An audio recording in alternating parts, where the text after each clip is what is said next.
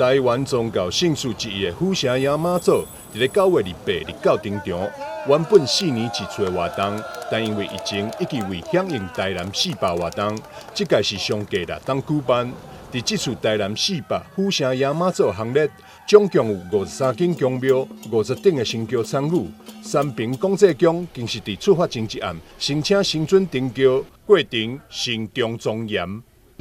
放手哦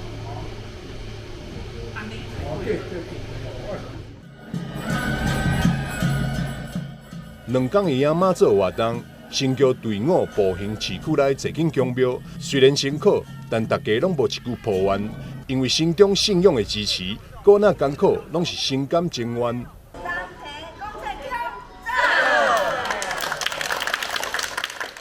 其实，广济宫这次参与爷妈祖，距离顶届参加已经相隔40天，庙方希望伫台南400这个有意义的时刻，拢会当共享盛举。间隔40年，其实我们里面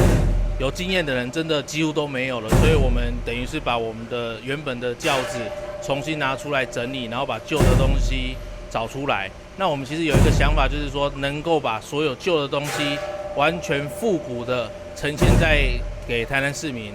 的眼前，这是我们的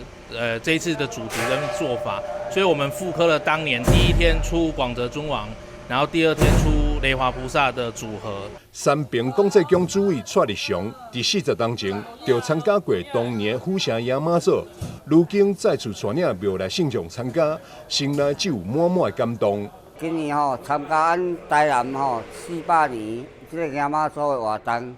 这个感觉心情有够好，有够赞。这个缘故就是讲，40年前到40年后，个顶下差不多40活动，今仔日来参加咱台南400年爷妈祖的活动，这个感觉有够好。广济宫这次出动爷妈祖神尊，是广济尊王以及雷华菩萨呈现了40天前出巡的阵容。尤其雷华菩萨是相当罕见的神尊，一路上也吸引真侪信众去上参观。赵吉林、林训成也希望借由活动，将雷华菩萨的事迹推介给更多人了解。